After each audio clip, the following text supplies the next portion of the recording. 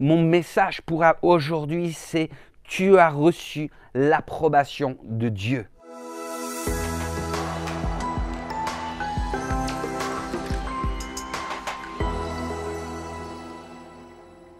Salut les amis, je suis très heureux de pouvoir vous retrouver sur cette chaîne YouTube. J'espère que vous êtes toutes et tous en forme, que voilà, vous êtes dans la joie de la présence de Dieu. En tout cas, j'aimerais vous encourager avec cette vidéo, tu sais, à vraiment pouvoir vous positionner dans la surabondance de la grâce que Jésus-Christ nous a offert gratuitement. Au prix de sa vie, au prix des heures de martyr, au prix de quitter la gloire de son ciel pour nous. Mais vous savez, ce positionnement dans la surabondance de la grâce, en fait, ça nous permet de combattre des combats à partir de la victoire que Jésus-Christ a acquise. Donc tu sais, il n'y a plus de combats pour gagner, il y a des combats qui partent à partir de la victoire. Et ce positionnement va nous permettre de porter un fruit qui demeure, un fruit en abondance, un fruit qui prouve que nous sommes les disciples de Jésus et qui glorifie le Seigneur. Mon message pour aujourd'hui, c'est tu as reçu l'approbation de Dieu. Dans le prologue de l'évangile de Jean, il est écrit que la parole a été faite chair. Donc c'est écrit cela à propos de Jésus.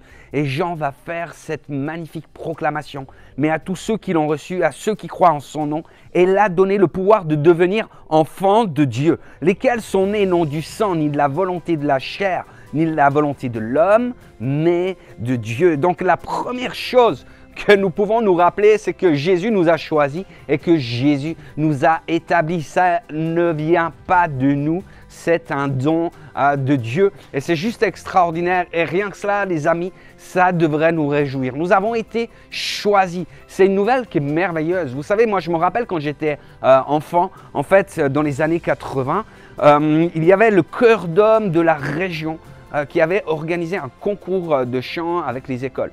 Et moi, j'avais participé avec mon cousin.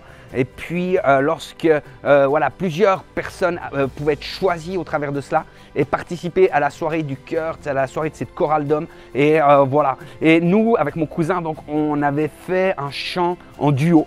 On avait pris le chant de Jean-Jacques Goldman. Vous savez, en 1985, c'était vraiment le rush, c'est là où c'est sorti.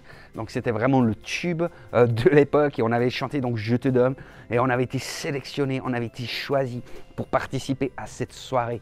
Et vous savez, les amis, c'est pas qu'on était meilleurs que les autres, c'est pas qu'on était, voilà, beaucoup meilleur ou quoi que ce soit, mais on était fiers parce qu'on avait été choisis. On était reconnaissants, heureux, tout simplement parce qu'on était choisis pour participer à cette soirée. Et de la même manière, les amis, notre cœur peut se réjouir parce que nous avons été choisis par Dieu pour participer à sa gloire. Quel privilège! Et Paul écrit dans 2 Corinthiens 1, les versets 21 et 22, « Celui qui nous a fermis avec vous en Christ et qui nous a oints, c'est Dieu, lequel nous a aussi marqués d'un sceau. Il a mis l'Esprit Saint dans nos cœurs et cet Esprit est la première part des biens qu'il va nous donner. » Donc déjà, les amis, la bonne nouvelle, c'est que Dieu nous a affermis. C'est-à-dire qu'il nous a établis, qu'il nous a confirmé, tu sais, il a inscrit notre nom dans le livre de vie. La deuxième chose, c'est que Dieu nous a oints, c'est-à-dire qu'il nous a mis à part. Et en grec, ce mot oint, c'est le mot kryo. Et vous savez, il est utilisé pour parler de la consécration de Jésus-Christ à l'office messianique. Et c'est ça, c'est cette onction qui va lui fournir les pouvoirs, l'autorité nécessaire pour qu'il puisse administrer vraiment ce ministère messianique. Et il est également utilisé, ce mot kryo, dans le sens d'imprégner les chrétiens des dons du Saint-Esprit. Parce qu'en tant que fille et fils de Dieu, donc nous sommes oints, nous sommes marqués d'un sceau. Et ce sceau, la Bible nous dit que c'est la première part des choses, c'est le Saint-Esprit. Et vous savez, à l'époque, quand les rois, en fait, cachetaient leurs lettres, leurs ordonnances avec des sceaux, lorsqu'ils émettaient des décrets, en fait, leur sceau signifiait 2 choses. Le premier, c'était comme une sorte de scellé, vous savez, une scellé qui était mise sur une lettre pour dire, voilà, ceci n'a pas été touché, donc le document n'a pas été falsifié. Et le second élément disait que finalement, à cause de cela, ce document était la volonté du roi. C'était vraiment sa signature. C'était vraiment le fait de dire, c'est pas du fake, c'est du vrai. C'est ma volonté qui est exprimée. Et lorsque nous recevons le Saint-Esprit, ça veut dire que on n'est pas du chiquet, on n'est pas du fake. Dieu estime que notre vie, que ce que nous sommes, notre âme, finalement reçoit son approbation. Ce n'est pas du faux, c'est conforme à la volonté de Dieu. Et c'est pourquoi la Bible dit, et c'est Paul qui écrit ça, que personne ne peut dire, si ce n'est par le Saint-Esprit, que Jésus-Christ est Seigneur. Et c'est pour ça que Paul dit toujours aussi, vous avez reçu un esprit d'adoption par lequel nous crions Abba Père. L'Esprit lui-même rend témoignage à notre esprit que nous sommes enfants de Dieu. Lorsque Jésus, vous savez, va au début de son ministère, il va passer par les eaux du baptême.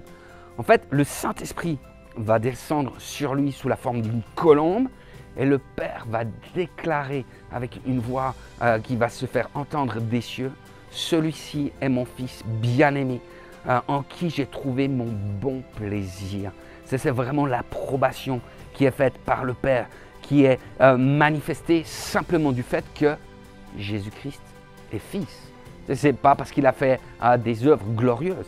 À ce moment-là, il n'a pas démarré son ministère. C'est simplement parce que Jésus-Christ est le Fils de Dieu, ce Fils bien-aimé, qu'il reçoit l'approbation. Et de la même manière, les amis, nous qui sommes nés de nouveau, nous qui sommes de nouvelles créatures en Jésus-Christ, nous sommes devenus fils et filles de Dieu. Nous avons reçu le Saint-Esprit de Dieu qui marque l'approbation divine sur nos vies. Et ça, c'est la première part, les amis. C'est juste la première part du projet de Dieu pour nos vies. La seconde part, c'est que nous avons accès au royaume de Dieu.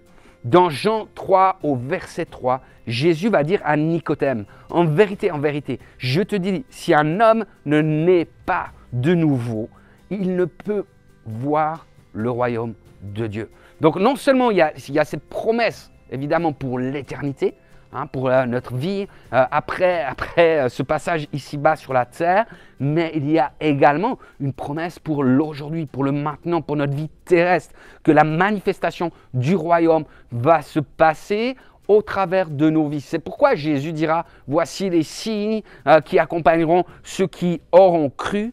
En mon nom, ils chasseront des démons, ils parleront de nouvelles langues, ils saisiront des serpents, et s'ils boivent quelques breuvages mortels, il ne leur fera pas de mal. Ils imposeront les mains aux malades et ceux-ci seront guéris. » Vous savez, moi, pendant de nombreuses années, j'ai vécu sous un sceau aussi, mais c'était le sceau de la culpabilité. Le sceau de l'accusation, le sceau, tu sais, c'est vraiment le doigt de l'ennemi sur ma vie. Et je vivais, tu sais, en fonction de mon péché. Je me sentais coupable, je me sentais mal, je me sentais indigne, je me sentais injuste.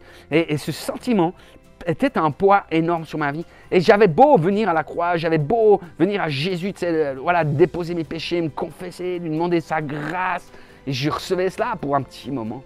Mais la réalité, c'est que bien souvent, je retombais dans mes travers. Bien souvent, il y avait des choses qui se passaient parce que je n'étais pas dans la surabondance de la grâce. Parce que, tu sais, je revenais à chaque fois à la croix. Et il y a un moment, tu sais, où tu viens à la croix, où tout est payé. Tu sais, et quand il faut revenir. Tu sais, quand on est à côté de la plaque, quand on pêche, etc., il faut revenir à la croix. Mais à partir de là, il faut partir de la croix et entrer dans ce chemin de la vie éternelle, dans ce chemin de la résurrection, parce que Dieu nous aime juste parce que nous sommes ses fils et filles bien-aimés. Il nous marque son approbation parce que nous sommes ses filles et ses fils bien-aimés. L'obéissance nous permet après d'accéder au royaume de Dieu. Notre Papa nous aime. Notre Papa nous regarde avec un regard tellement plein d'amour, un regard tellement bienveillant. La Bible dit, si quelqu'un est en Christ, il est une nouvelle créature. Les choses anciennes sont passées et voici, toutes choses sont devenues nouvelles. Pourquoi? Parce que tout ce qui concerne notre péché, les amis, le Seigneur a fait une croix dessus. Cette croix dressée à Golgotha. Donc il y a une nouvelle vie.